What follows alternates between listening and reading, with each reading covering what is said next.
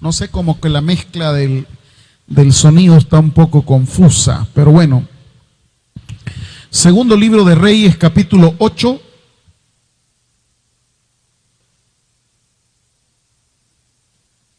¿Qué hacemos en tiempos de crisis? Esa es la pregunta que el sermón nos va a contestar. ¿Qué hacemos en tiempos de crisis? Segundo libro de Reyes, capítulo 8. Cuando usted lo tenga, me dice un fuerte amén. ¿Qué hacemos en tiempos de crisis? ¿Ya lo tiene, iglesia?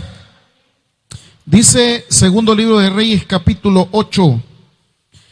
Habló Eliseo a aquella mujer a cuyo hijo él había hecho vivir, diciendo: levántate, vete tú y toda tu casa a vivir donde puedas, porque Jehová ha llamado el hambre, la cual vendrá sobre la tierra. ¿Por cuánto tiempo, iglesia? Por 7 años. Dice el 2: entonces la mujer se levantó e hizo como el varón de Dios le dijo. Y se fue ella con su familia y vivió en tierra de los filisteos. ¿Cuántos años? 7 años. Y cuando habían pasado los 7 años, la mujer volvió de la tierra de los filisteos. Después salió para implorar al rey por su casa y por sus tierras. Versículo 4. Y había el rey hablado con Giesi, criado del varón de Dios, diciéndole: te ruego que me cuentes todas las maravillas que ha hecho Eliseo. Y mientras él estaba contando al rey cómo había hecho vivir a un muerto, he aquí que la mujer a cuyo hijo él había hecho vivir vino para implorar al rey por su casa y por sus tierras. Entonces dijo Giesi: rey, señor mío, esta es la mujer y este es su hijo al cual Eliseo hizo venir. Versículo 6. Y preguntando el rey a la mujer, ella se lo contó. Entonces el rey ordenó a un oficial, al cual dijo: hazle devolver todas las cosas que eran suyas y todos los frutos de sus tierras, desde el día que dejó el país hasta ahora. Padre, qué palabra que tenemos en esta tarde. ¿Qué vamos a hacer en tiempos de crisis? ¿Qué vamos a hacer en tiempos de escasez? Ilumínanos con tu Santo Espíritu y que esta palabra nos dé una respuesta. En el nombre de Jesús te lo pedimos. Amén. Pueden tomar asiento, hermanos. ¿Qué hacemos en tiempos de crisis? Cuando hay personas que a veces se sienten oprimidas por todo aquello que están pasando y que están viviendo, hay gente que dice: bueno, me voy a poner a llorar. Eso hace mucha gente en tiempo de crisis. Se pone a llorar. El problema de esto es que el llanto puede que desahogue lo que usted siente, pero el llanto no soluciona su problema. Hay gente que dice: en tiempos de crisis voy a ir a ver si algún familiar mío de esos pudientes me echa la mano y que tal vez no me deja tirado en esta situación, y voy a ir donde él y le voy a preguntar. Y usted va donde el familiar y le dice: fíjate que con mucha pena vengo a preguntarte si me puedes ayudar en esto, en lo otro, en aquello. Y pueden pasar dos cosas. Los familiares nos dicen: mira, fíjate que ahorita yo estoy peor que vos, aunque no sea así, pero para zafarse el golpe, va, yo estoy peor que vos. O sencillamente el familiar le dice: mira, yo no te puedo prestar esa cantidad de dinero, pero aquí hay 5 pesos. prácticamente no nos ayudó en nada. Y nos venimos decepcionados. En tiempos de crisis podemos llamar a los amigos y decirle, mira, fíjate que necesito que me eches la mano y yo voy a ver de qué manera te salgo con esto. Yo les he contado una vez, fue la última vez en mi vida que yo le pedí a un amigo cercano eso. Estamos pasando una situación difícil aquí en la iglesia y le digo yo a este amigo pastor, sabiendo que tiene y que puede, porque uno sabe quiénes tienen y quiénes pueden, hermano. Y le digo, mira, fíjate que necesito que me ayudes y que me prestes $1,500 porque tengo que honrar este compromiso de la iglesia y yo te lo devuelvo en 10 días. Al principio me dijo, vaya, está bueno, no te preocupes. Y yo feliz que me iba a echar la mano. ¿Y a qué horas te veo? Vaya, a tal hora, en tal lugar, ahí llego. Y entonces llego yo con la esperanza de que me echara la mano y mira, y entonces qué tal, y aquí molestándote, pero mira, yo en 10 días te lo doy, que esto y que lo... No, mira, fíjate que ahorita estoy más fregado que vos. Uno sabe quién tiene y quién puede. ¿Alguien dice amén? El que me dijese él, estoy más fregado con vos, es porque en realidad no me quería ayudar. Y ahí yo aprendí, hermanos, que cuando uno está en crisis, cuando uno está en problemas, no tiene que ir a llorarle a la gente, ni a los familiares, ni a los amigos. Si hay alguien a quien pedirle, es aquel que le dijo a Jeremías que escribiese, clama a mí y yo te responderé. No me ayudó, dele un fuerte aplauso al Señor. No me ayudó para nada. Solo quedé con la vergüenza de haberle preguntado. Desde entonces yo dije, no le vuelvo a pedir a nadie. Que pase lo que tenga que pasar, yo le voy a pedir a Dios y si Él envía, amén, y si no, pues gloria a Dios. Jehová dio, Jehová quitó, sea por los siglos, Jehová bendito. Así. Cuando leemos este pasaje, lo podemos hacer desde varias ópticas. Los textos de la Escritura, uno busca la manera de ver cómo les entra, cómo va a hacer su inmersión en el pasaje. Nos enseñaron a nosotros a cómo poder exegetar los textos bíblicos. Nosotros tuvimos 1 año y medio para aprender a hacerlo en los idiomas originales, en el Nuevo Testamento, y también nos enseñaron a hacerlos en el idioma hebreo. Y siempre recuerdo yo que el maestro decía, pero más que todo el método que les vamos a enseñar para meterse lleno al texto, la iluminación de parte de Dios tiene que venir desde qué óptica ustedes lo van a ver. Y por ejemplo, si usted lee el versículo 1, ¿de quién comienza hablando el texto? ¿De quién? ¿Habló? ¿Qué dice el versículo 1 de Segundo de Reyes 8? ¿Habló qué? ¿Cómo se llama el profeta que aquí está? Eliseo. La primera pista que le puede dar el pasaje es poder observarlo a través de Eliseo. Es el profeta de renombre. Es aquel que heredó de parte de Elías una doble porción del Espíritu. Pero también aparece otro personaje. Siempre en el versículo 1 dice, habló Eliseo, ¿a quién, iglesia? A aquella mujer. No solamente puedo ver el pasaje a la luz de Eliseo, sino que también lo puedo ver a través de la tsunamita a la cual Eliseo resucitó su hijo. ¿Están aquí conmigo, hermanos? Ya llevo 2 oportunidades de hacer una inmersión en el texto y de decir, bueno, voy a ver qué es lo que Dios me dice a través de Eliseo, veré qué es lo que Dios me dice a través de la mujer, o también el tercer personaje que ahí aparece, versículo número 4. ¿Había el rey hablado con quién? ¿Con quién, iglesia? Criado del varón de Dios. Ya tenemos 3 personajes.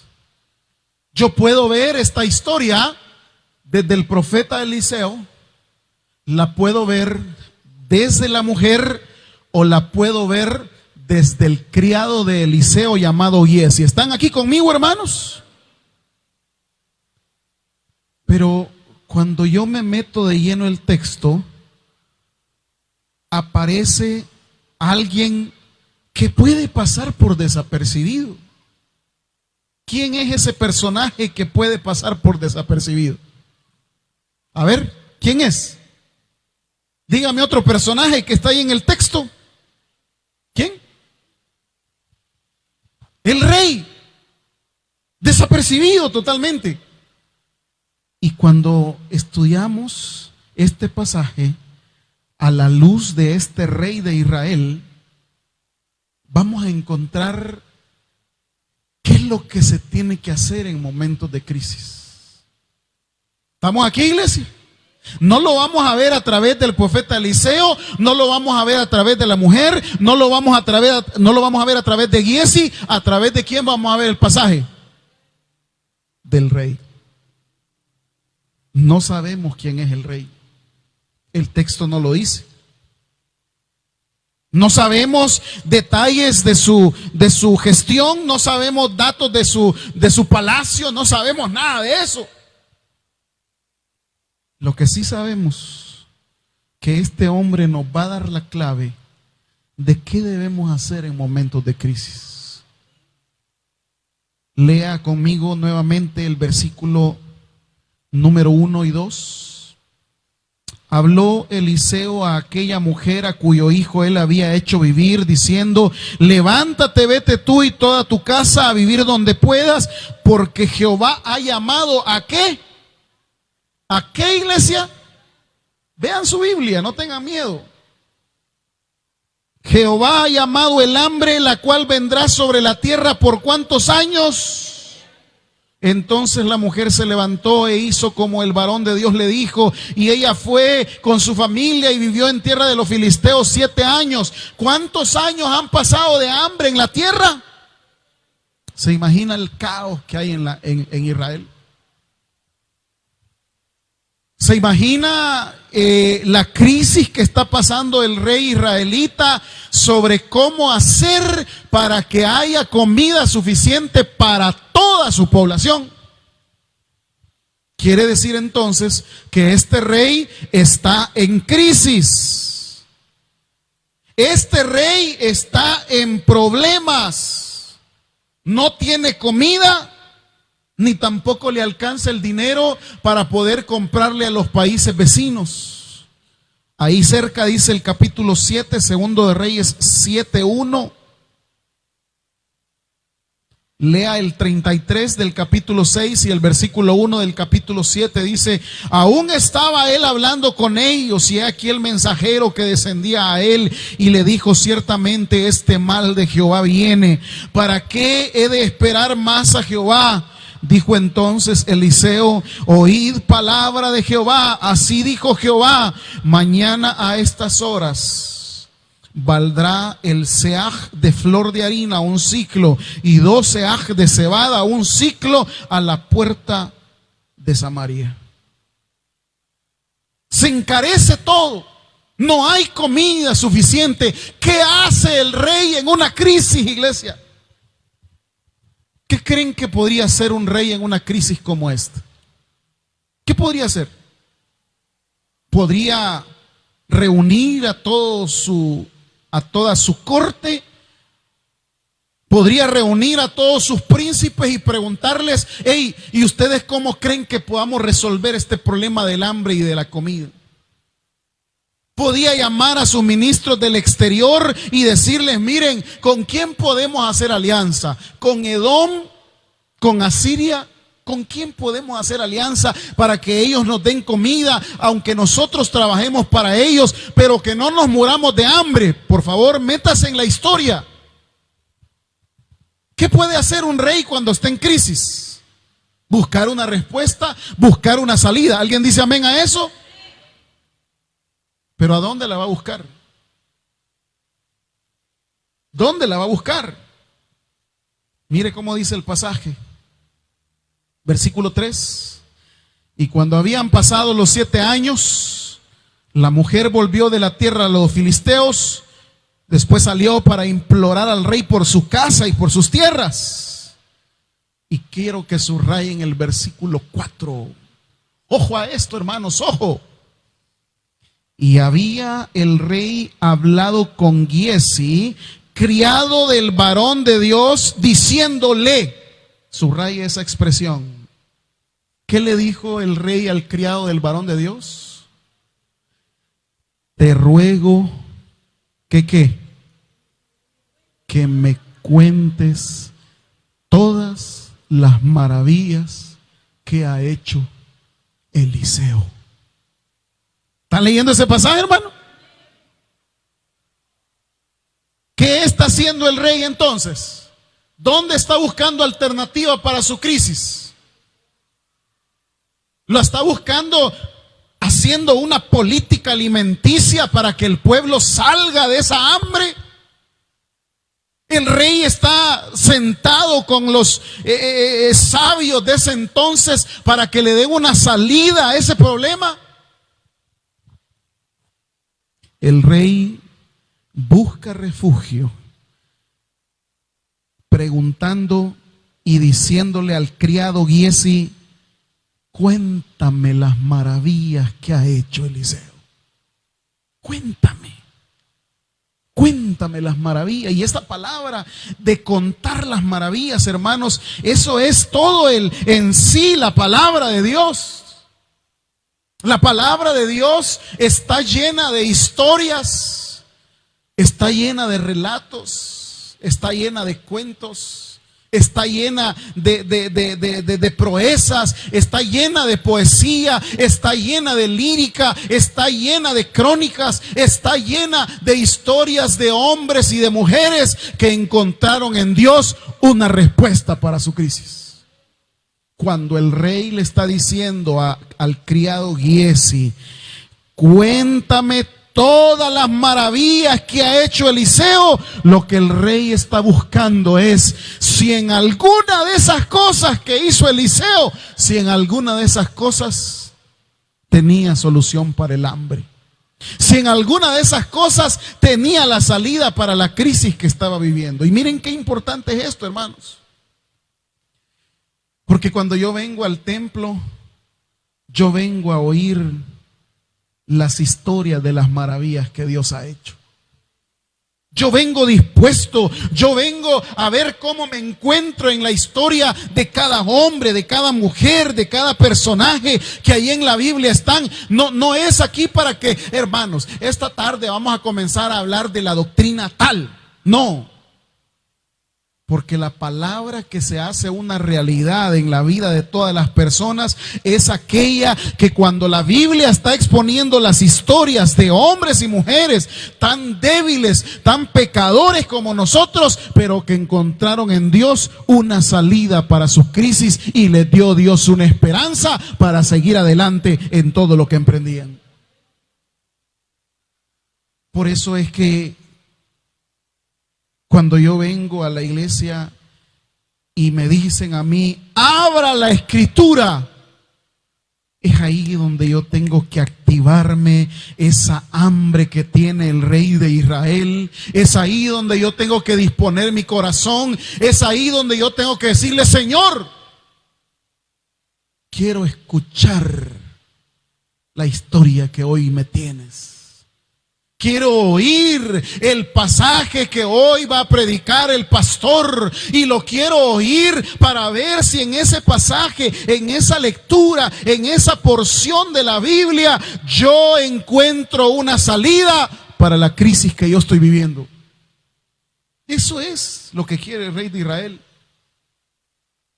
Es tan así el hambre que tiene el rey de Israel, que mire lo que dice versículo número 5.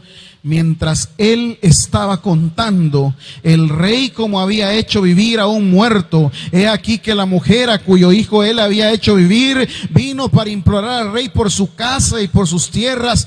Entonces dijo Giezi: rey mío, esta es la mujer, este es el hijo el cual Eliseo hizo vivir.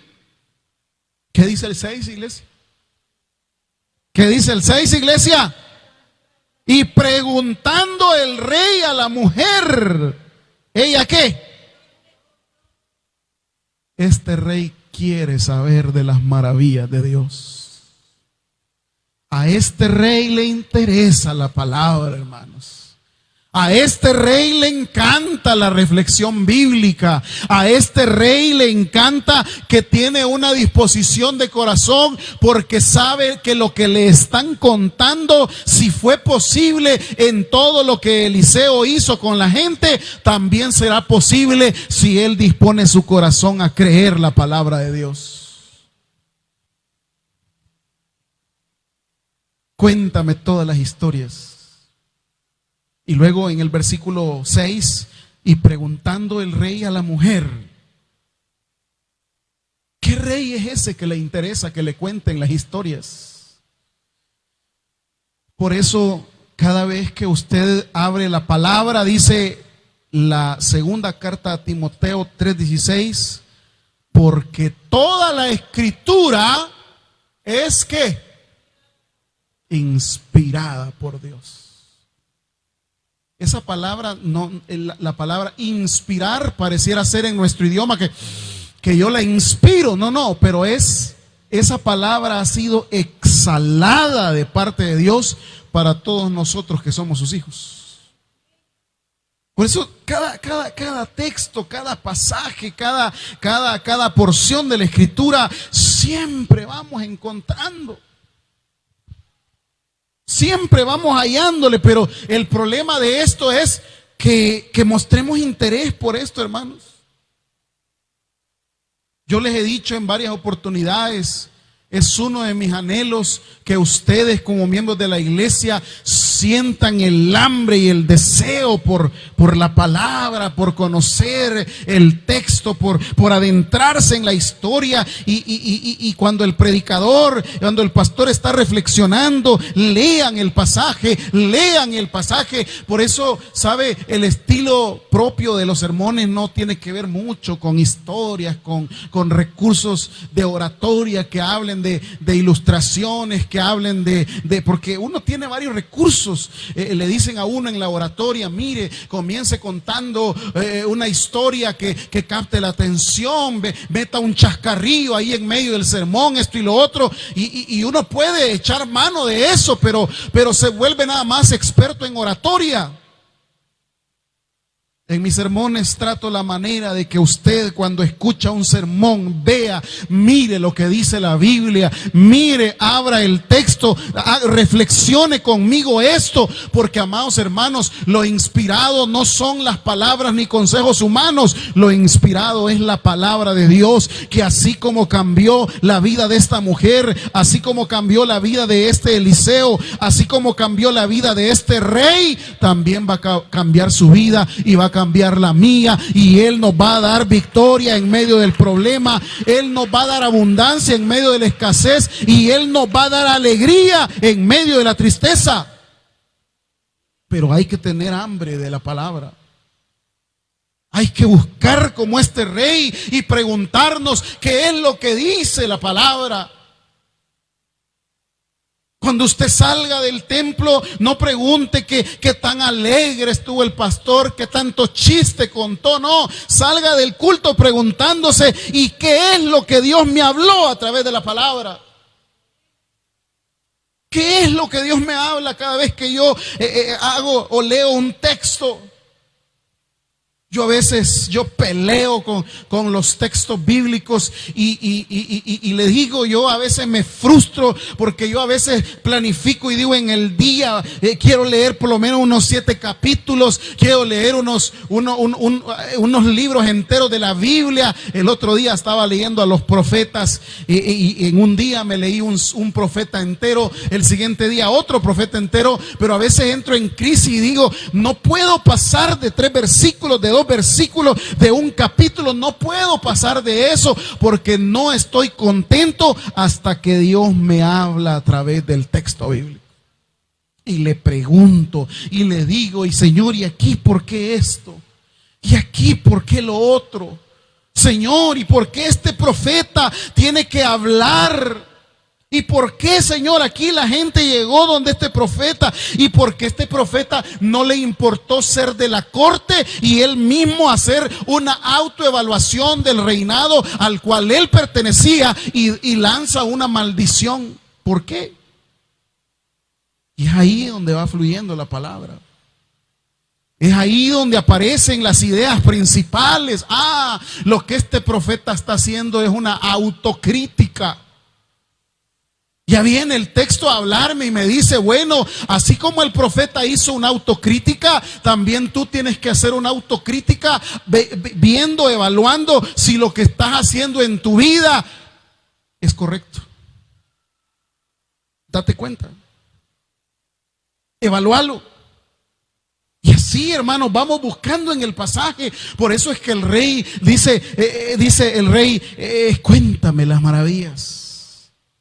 Por eso es que el rey en el versículo 6 le pregunta a la mujer, mira, ¿y cómo fue eso? Un rey que está hambriento de la palabra. Pero lo triste es cuando hay gente que llega a la iglesia y dice que vino al culto, pero aquí nunca lo vimos sentado.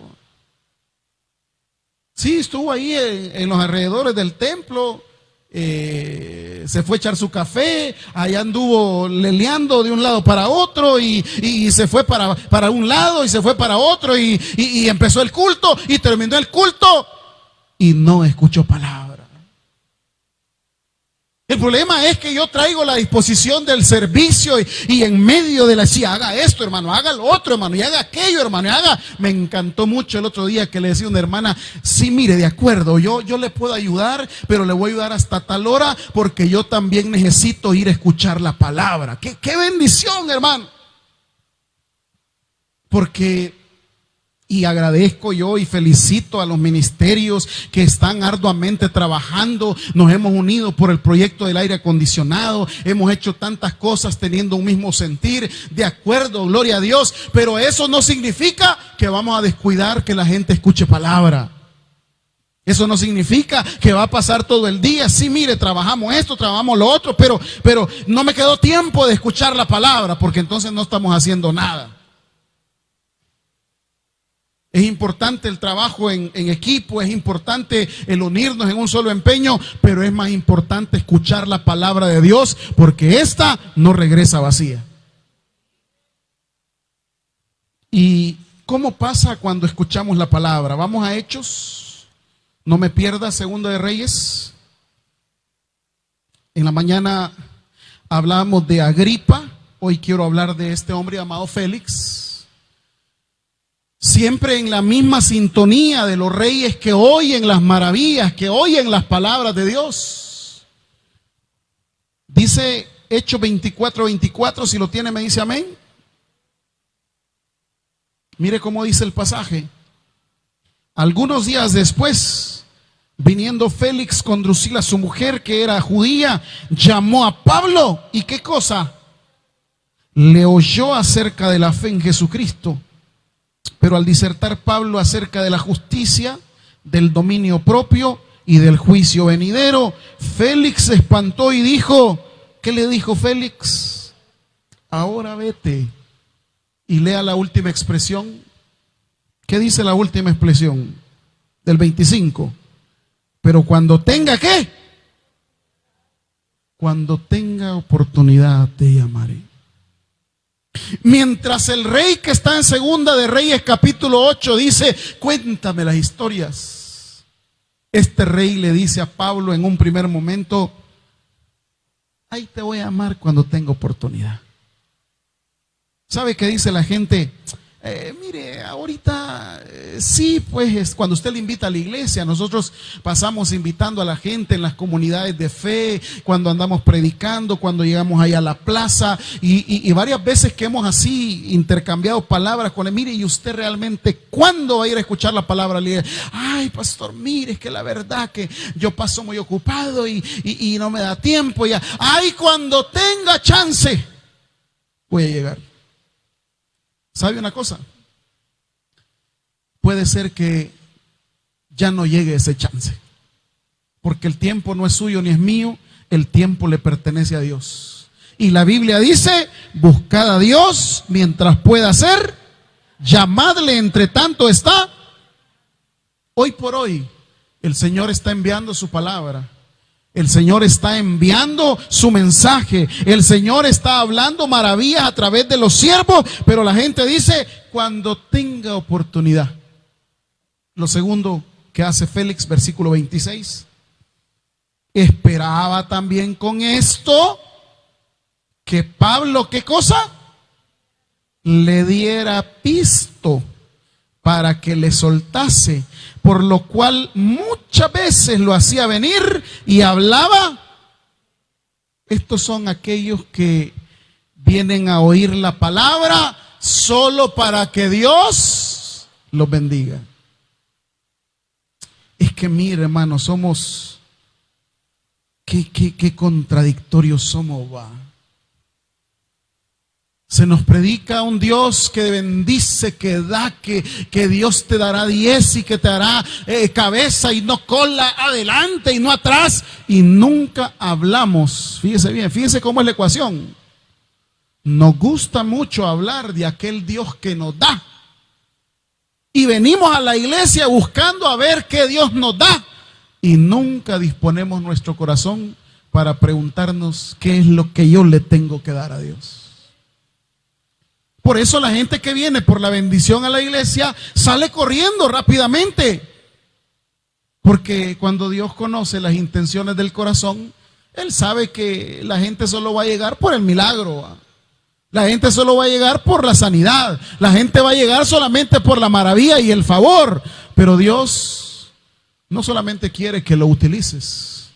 Dios quiere que le ames y que le adores en espíritu y en verdad. Félix, cuando tenga oportunidad, Félix quería que le diera bendición y dinero Pablo. Y me temo que así como Félix perdió su oportunidad, también nosotros podemos perderla. Mire cómo dice el 27. Pero al cabo de 2 años recibió Félix por sucesor, ¿a quién? ¿Sabe una cosa? Félix creyó que todo el tiempo iba a gobernar. Félix creyó que todo el tiempo iba a estar en esa posición. Hermanos, mientras la palabra de Dios llega, aprovechémosla. Porque va a haber un tiempo en que ya no va a haber oportunidad. Nos cuenta nuestro pastor general que es triste cómo hay una inmensidad de jóvenes en las cárceles que se le acercan y le dicen: mire, pastor, si yo me crié en una iglesia, si mi madre era servidora, si mi papá era pastor, si mire tal cosa, pero ahora preso con una condena de 60 años, ¿ya es demasiado? Tarde. Por eso, hermanos, cuando la palabra de Dios llega, hay que tomarla. No es que yo le voy a dar la oportunidad a Dios que llegue el mensaje, es que Dios me está dando la oportunidad a mí que yo acate ese mensaje. No es que Dios solamente me va a dar bendiciones, no, es que es lo que yo le voy a dar a Dios. ¿Por qué? Porque como Félix pensó que todo el tiempo iba a gobernar, pero ahí dice que al cabo de 2 años le dijeron: ya se va, papito, salud. Y ya no fue más gobernador. Volvamos a Reyes, con esto termino. Este rey pide que le cuente Giezi. Este rey pide que le cuente la mujer. Dice en el 6, y preguntando el rey a la mujer, ella se lo contó. ¿Y cuál fue la reacción del rey? Entonces el rey ordenó a un oficial, al cual dijo: hazle devolver todas las cosas que eran suyas y todos los frutos de las tierras desde el día que dejó el país hasta ahora. En una crisis económica, en una crisis de hambre, el rey no tiene que estar para dar. El rey tiene que ver de dónde agarra. ¿Están aquí conmigo? Pero sin embargo, con el Señor es al revés. Dice la Biblia: donde está tu tesoro, ahí está tu corazón. Este rey escucha las maravillas que le cuenta a Giezi, que le cuenta a la mujer, y en lugar de decir como Félix de Hechos: ay, cuando tenga oportunidad te voy a amar, y quería dinero, por eso lo mandaba a hablar. No, en lugar de pedir, ¿qué es lo que hace este rey? Da. Hermanos, la palabra no es solo para que Dios nos dé. La palabra es que para nosotros le demos a Dios. ¿Y sabe qué dice la Biblia? Aquel que perdiere su alma por el evangelio, yo le voy a dar 100 veces más en esta vida y en la otra. Por eso atesoremos las historias, atesoremos la palabra y démonos cuenta que no son historias muertas. Es la palabra de Dios, que así como obró hace miles de años, sigue obrando el día de hoy, porque es el mismo de ayer, de hoy y por los siglos de los siglos. Vamos a orar. Padre, gracias por esta palabra. Gracias, Señor, porque este rey nos enseña que no buscó la salida de su crisis, no la buscó teniendo políticas económicas, no la buscó teniendo políticas alimenticias, mas la buscó escuchando las historias que le contaban de lo que tú habías hecho por mano de Eliseo. Esta tarde también queremos saber esas historias, queremos conocerlas, para que así como obraste en el pasado, puedas obrar también en nuestros días. Si hay alguien en esta tarde que quiera aceptar a Cristo, ahí donde está, reciba a Cristo, reciba al Señor. Dice la palabra: a los suyos vino y los suyos no le recibieron, mas a todos a los que le recibieron, a los que creen en su nombre, les dio potestad de ser hechos hijos de Dios.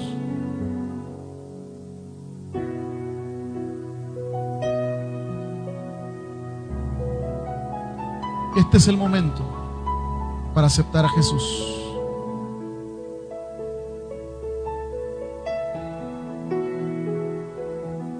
Acéptele. Hay servidores ahí cerca de la silla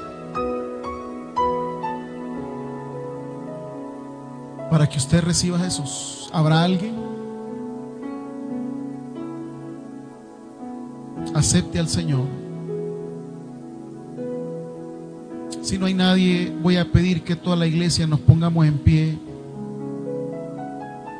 Quiero en esta hora, así como lo hice por la mañana, quiero orar por este proyecto del aire acondicionado de nuestra iglesia, que como usted lo ha podido sentir, no es un lujo, es una necesidad. Cierre sus ojos.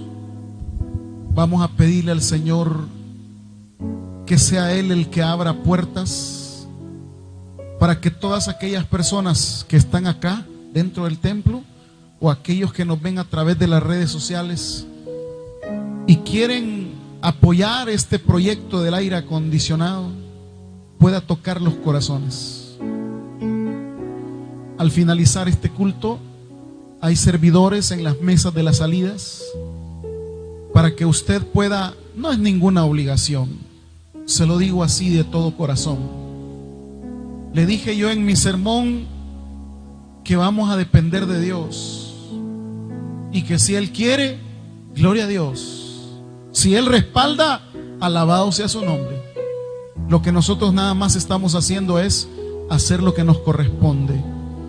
Y como miembros de la iglesia responsables, hemos diseñado 750 sobres con un valor nominal de $30. Ya llevamos 13 sobres para gloria y honra del Señor. La carrera es grandísima, pero para Dios no hay nada imposible. Si usted quiere llevarse un sobre al finalizar el culto, puede tomarlo ahí de las mesas. El 29 de septiembre vamos a hacer una vigilia para poder traer ese sobre lleno con $30. O si usted lo puede hacer antes, lo puede entregar a los hermanos encargados, ya que cada lunes estamos comprando materiales para la división, para la parte eléctrica, para la compra de equipos. Pero como le repito, esto no es obligación. Pero si en realidad Dios dispone en su corazón, quizá no los tenga en esta tarde, pero dispone usted su corazón. Recuerde que el Señor pone el querer como el hacer. Al finalizar el culto, después de la oración, usted puede pasar por esas mesas y puede tomar su sobre y decirle: Señor, en este momento yo no tengo, pero voy a clamar para que tú me proveas y voy a colaborar con este proyecto que no es del pastor. Créame, yo resuelvo mi problema de calor con 2 ventiladores y yo los podría comprar personalmente sin incurrir gastos en la iglesia. Pero todos estamos en este barco y padecemos de calor igualmente que ustedes, y participamos igualmente que ustedes en aportar. Por eso, Padre, a ti te clamamos para que abras las ventanas de los cielos y nos permitas llegar a esa meta de cubrir los 750 metros cuadrados de aire acondicionado. Porque no hay nada imposible para ti, Señor. Nada hay imposible para ti, Señor. Dios de pactos, que cumples tus promesas, que guardas tu palabra. Cante con nosotros en esta tarde. Dios de pactos, guardas tus promesas, que cumples tu palabra, que guías mi destino. Dios de pactos, confío en tus promesas, descanso en tu palabra, por tu gracia estoy aquí.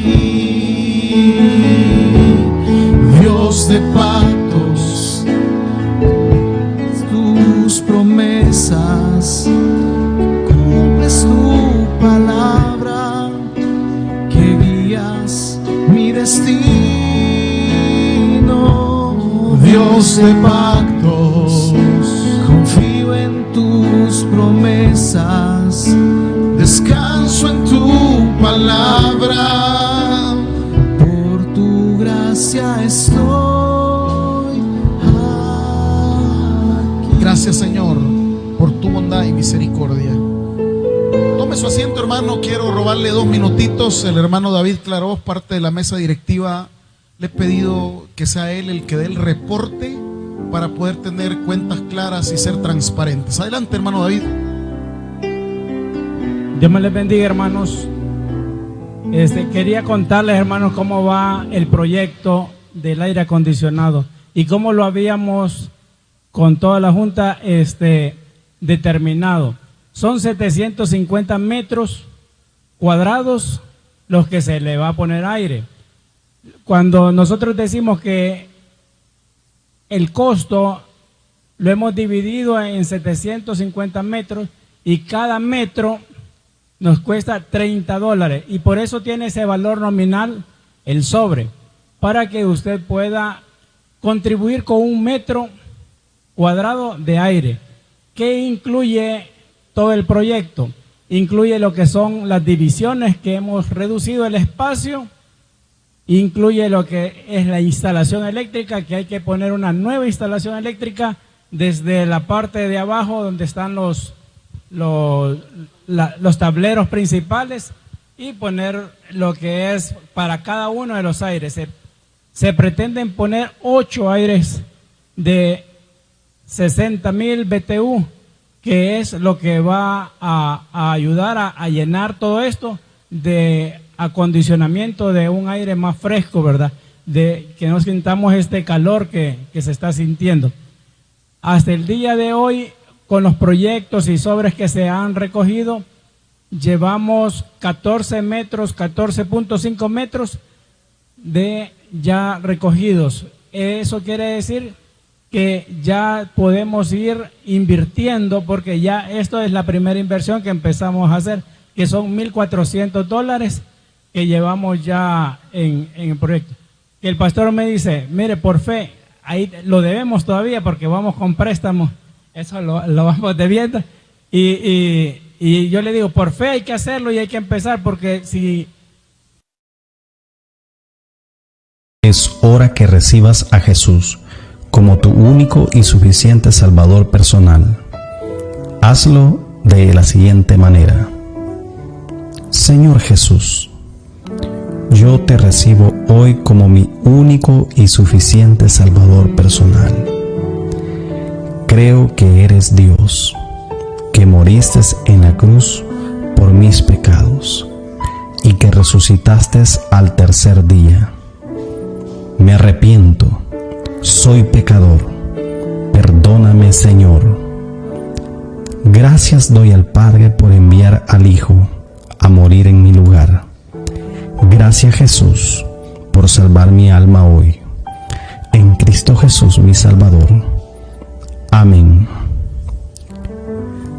Si has hecho la oración con todo tu corazón, te damos la bienvenida a la familia de la fe.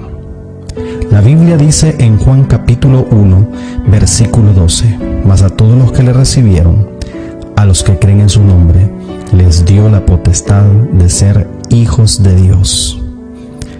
Te damos la bienvenida a nuestra iglesia. Somos más que una familia.